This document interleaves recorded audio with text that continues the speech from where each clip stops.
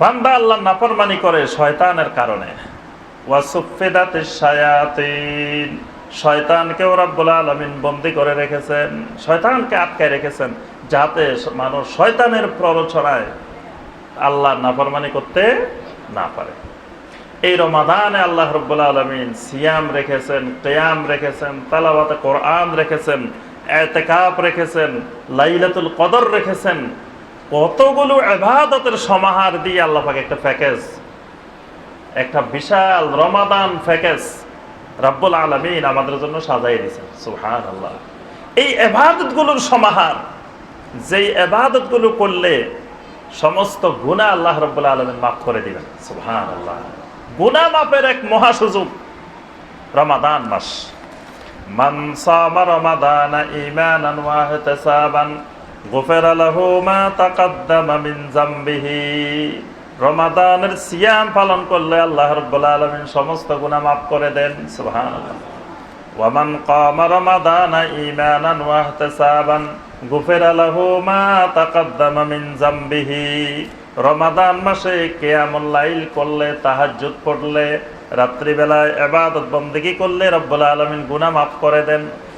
ওয়া মান কামা লাইলাতাল কদরি ঈমানান ওয়া ইহতিসাবান গুফিরা লাহু মা তাকাদ্দামা মিন যামবিহি। লাইলাতুল কদরের রাত্রিতে দাঁড়িয়ে ইবাদত করলে আল্লাহ রাব্বুল আলামিন সমস্ত গুনাহ মাফ করে দেন। সুবহানাল্লাহ। খালি গুনাহ মাফ আর গুনাহ মাফ। সুবহানাল্লাহ। এই মাসে যতগুলো ইবাদত বান্দা করবে, প্রত্যেকটা ইবাদতের ফজিলত অসংখ্য গুণ, অগণিত গুণ রব্বুল আলামিন বাড়াই দেন। সাদাকার ফজিলত বাড়াই দেন, যাকাতের ফজিলত বাড়াই দেন, তারপরে বিভিন্ন ইবাদত বন্দেগীর ফজিলত রব্বুল আলামিন বাড়াই দেন। অর্থাৎ কোনো বান্দা যাতে জাহান্নামে না যায়, প্রত্যেকটা বান্দা যেন রমাদান মাস আসলে জান্নাতি হয়ে যায়। এই জন্য রব্বুল আলামিন আমাদেরকে এই শাহরে রমাদানের প্যাকেজটা খাস করে আমাদের প্রতি আল্লাহর নিয়ামত স্বরূপ আমাদেরকে দিয়েছেন। সুবহানাল্লাহ। আচ্ছা, এই প্যাকেজটা এত সুন্দর একটা ইবাদতের প্যাকেজ, এটা আল্লাহ রাব্বুল আলামিন অন্য উম্মতকে না দিয়ে এখানে আমাদেরকে দিলেন কেন? অন্য উম্মতদেরকে তো দেওয়া দরকার ছিল, কি বলেন? তাদেরকে না দিয়ে আল্লাহ পাক আমাদেরকে দিলেন কেন? আমাদেরকে দেওয়ার পিছনে অনেকগুলা কারণ। এক নম্বর কারণ হলো আমাদের হায়াত কম। আমাদের হায়াত কম। আদম আলাইহিস সালামের হায়াত ছিল কত বছর? 1000 বছর। আমাদের হায়াত হলো, রাসূল সাল্লাল্লাহু আলাইহি সাল্লাম বলেন যে 60 এবং 70-এর মাঝামাঝি আমার উম্মতের বয়স। তাহলে এই 60-70-এর উম্মত আর 1000 বছরওয়ালা উম্মত, তাহলে বয়সের দিক থেকে কত ব্যবধান। তাহলে তারা 1000 বছর পর্যন্ত ওই যুগের মুমিনেরা যারা ইবাদত করছেন, আলহামদুলিল্লাহ তারা কত বেশি ইবাদত বন্দেগী করছেন। তাহলে আমরা ইবাদত বন্দেগী করার ইচ্ছা করলেও আমাদের হায়াত একেবারে সামান্য। এই জন্য আল্লাহ রাব্বুল আলামিন আমাদের অল্প হায়াতে বরকত বাড়াই দিয়েছেন। অল্প হায়াতে এক রমাদান পাইলে আমাদের হায়াত বেড়ে যাবে 1000 বছর। সুবহানাল্লাহ। যদি জীবনে 50 রমাদান পান, 50,000 বছর আপনার হায়াত বেড়ে গেছে। সুবহানাল্লাহ। আবার শারীরিক দিক থেকেও আমরা একটু দুর্বল, আমরা ছোট মানুষ। মা বাবার দেখবেন ছেলে যেটা ছোট, মেয়ে যেটা ছোট, এটার মা বাবা বেশি আদর করে না? তারপরে দেখবেন ছেলে মেয়ে যেটা একটু দুর্বল, এটাকে মা বাবা একটু বিশেষভাবে বিশেষ নজরে দেখে। আল্লাহর বান্দাদের মধ্যে আমরা হইলাম শারীরিক দিক থেকে দুর্বল। আদম আলাইহিস সালামের লম্বা ছিল কত হাত? জি, 60 হাত। আদম আলাইহিস সালাম 60 হাত লম্বা ছিল। তাহলে আদম আলাইহিস সালাম 60 হাত লম্বা, তার ছেলেরা কি 3 হাত? বাপ যেমন ছেলেরা ওই রকম না? তাহলে তার ছেলেরাও এরকম 50 হাত 60 হাত লম্বা লম্বা মানুষ। তাদের তুলনায় আমরা হইলাম কয় হাত? জি, 3.5। সবাই 3.5 হাত না, কেউ 3 হাত, কেউ 3.25 হাত, কেউ 3.5 হাত, সবাই 3.5 হাত নাই। গড়ে ধরেন 3 হাত। 60 হাত একটা মানুষের পাশে যদি 3 হাত একটা দাঁড়ায়, কেমন দেখা যাবে? কিয়ামতের দিন যদি আদম আলাইহিস সালামের যায় ডাকেন, আব্বা আমরা আসছি, কোথায় বাবা কোথায় ছেলে? বাবা 60 হাত লম্বা, ছেলে মাত্র 3 হাত, ছোট্ট মানুষ। এই মানুষগুলাকে আল্লাহ রাব্বুল আলামিন, এই ছোট মানুষগুলাকে কিয়ামতের ময়দানে মর্যাদা বাড়ায় দেওয়ার জন্য। কারণ আল্লাহ পাক এদেরকে বানাইছেন লিতাকুনু শুহাদা আলান নাস, এদেরকে আল্লাহ রাব্বুল আলামিন বানাইছেন মানুষের উপরে সাক্ষ্যদাতা, বিশাল মর্যাদার অধিকারী। এখন মানুষগুলা ছোট, আল্লাহ রাব্বুল আলামিন এর জন্য এদেরকে বরকতময় আমল দিয়ে দিয়ে এদের আমলগুলোকে আল্লাহ পাক অনেক বাড়াই দেন। সুবহানাল্লাহ। এই জন্য এই দুর্বল মানুষগুলোকে আল্লাহ পাক ইহসান করছেন। এই জন্য আল্লাহ রাব্বুল আলামিন রমাদান মাসের মতো এই মাসটা আমাদের এই দুর্বল মানুষগুলারে আল্লাহ দিচ্ছেন এই জন্য, যাতে এই দুর্বল মানুষগুলো আমল করে আমরা পূর্বেকার উম্মতদের থেকে শক্তিশালী মানুষগুলোর চাইতেও আমরা আগায় যেতে পারি। কিসে আগামো? আমরা লম্বা আগানো দরকার নাই, হায়াতে আগানো দরকার নাই, আগামো কিসে? আমলে, ঈমান আর আমলে আমরা যাবো। এই জন্য দেখবেন মরিচ যেগুলো ছোট ছোট ছোট মরিচ আছে না, হ্যাঁ, এগুলার কি বেশি জাল বেশি। কতগুলো দেখবেন বিরাট বিরাট মরিচ, কোনো জাল নাই, আবার কিছু ছোট ছোট মরিচ। তাহলে ওইগুলো মরিচ ছোট, কিন্তু এগুলোর ভিতরে জাল বেশি। আমরা মানুষ ছোট, হায়াতে ছোট, কিন্তু আমল হবে আমাদের ইনশাআল্লাহ অনেক বেশি। কিয়ামতের ময়দানে আমরা আমল দিয়ে, আমরা ঈমান দিয়ে আমরা সব জাতির উপরে নেতৃত্ব দিব। এই জন্য রাব্বুল আলামিন আমাদের প্রতি এই রমাদান মাস দিয়ে, লাইলাতুল কদর দিয়ে রাব্বুল আলামিন আমাদেরকে ইহসান করেছেন। সুবহানাল্লাহ। আরেকটা জিনিস দেখবেন, আমাদের দেশেও প্রবাদ বাক্য আছে, বিশ্বব্যাপী একটা প্রবাদ বাক্য আছে, নলেজ ইজ পাওয়ার, আল ইলমু কুওয়া।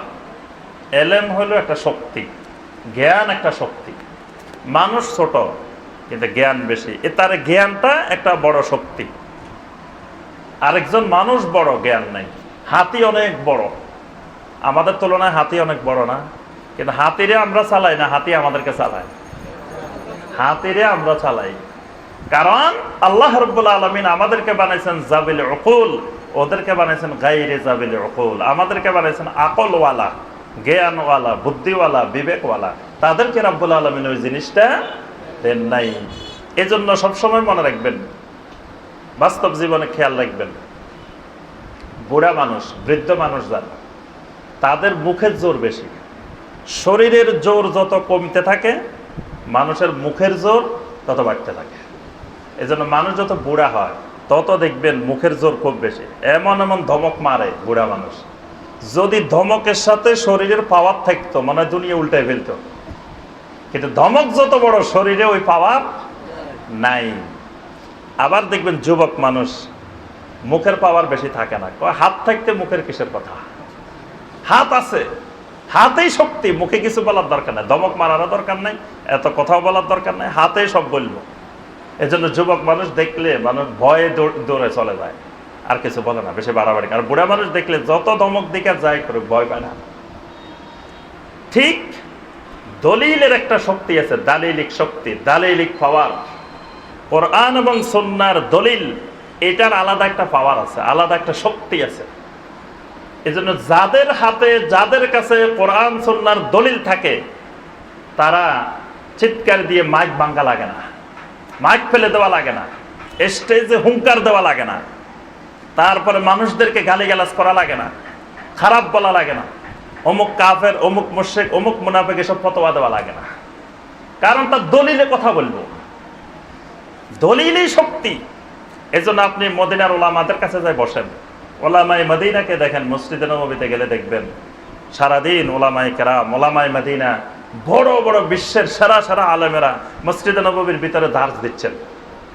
তাদের ভাষা কত নরম, কত সুন্দর, কত মোলায়েম, কোনো রাগ নাই, হুঙ্কার নাই, মাইক ভাঙ্গা নাই, চিৎকার নাই, কারোরে কাফের, কারোরে মুনাফিক, অমুক এই, অমুক লামাজাবি, অমুক তমুক, অমুক এই হয়ে গেছে, অমুক ওই হয়ে গেছে, এই জাতীয় কোনো কথাবার্তা নাই। কারণ তাদের পাওয়ার হলো দলিলে, দলিলে কথা বলবে। দেখবেন যেই জায়গায় যে সমস্ত সম্মানিত ওলামায়ে কেরাম মাহফিলের ময়দানে লাফ মারে, গালিগালাজ করে, তারপরে আপনার বিভিন্নভাবে আপনার হুঙ্কার দেয়, ওই 1 লক্ষ টাকা 5 লক্ষ টাকার পুরস্কার ঘোষণা করে যে আমার এটা দেখাইতে পারলে 2 লক্ষ, ওইটা দেখাইতে পারলে 5 লক্ষ, মানে এরকম বাজেট ঘোষণা করে যে এটা দেখাইতে পারলে এটার দলিল এত লক্ষ টাকা দিব, এটা করলে এত দিব। তারপরে অমুক লামাজাবি, অমুক কাফের, অমুক মুশরিক, অমুক মুনাফিক, এই জাতীয় কথা যারা বলে বুঝবেন এদের মুখের জোর বাড়ে গেছে, দলিলের জোর কমে গেছে। দলিলের জোর নাই, এই জন্য মুখের জোরটা বাড়ে গেছে। আর যাদের দলিলের জোর আছে তাদের মুখের জোর বাড়ানো দরকার নাই, দলিলে কথা বলবো। দলিলে একটা শক্তি, বড় শক্তি। এই জন্য আমার সম্মানিত ভাই ও বোনেরা, এই উম্মতে মুহাম্মদী সাল্লাল্লাহু আলাইহি ওয়াসাল্লাম, এরা মানুষগুলা দুর্বল, মানুষগুলা 3 হাত, কিন্তু এদের আমল, এদের তাকওয়াকে আল্লাহ রাব্বুল আলামিন এত বেশি বাড়াই দেন, কিয়ামতের ময়দানে 60 হাত 70 হাত মানুষগুলো এদের কাছে কিছুই না। সুবহানাল্লাহ। কারণ মর্যাদা বাড়ে কিসে? তাকওয়া। আল্লাহ পাক সূরা আল হুজুরাতের 13 নম্বর আয়াতে আল্লাহ পাক বলে দিবেন, ইন্না আকরামাকুম ইনদাল্লাহি আতকাকুম, তোমাদের মধ্যে ওই ব্যক্তি আমি আল্লাহর কাছে বেশি সম্মানিত যে ব্যক্তির তাকওয়া বেশি।